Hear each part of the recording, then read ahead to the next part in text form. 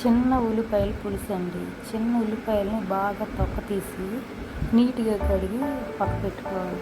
ఆ తర్వాత కొంచెం చింతపండు కూడా నానబెట్టుకొని పెట్టుకోవాలి. స్టవ్ పైన కడాయి పెట్టి జీలకర్ర,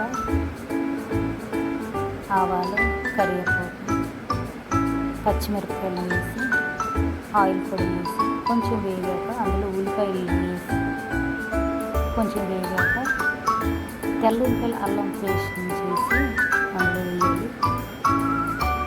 మరి కొంచెం పోయాక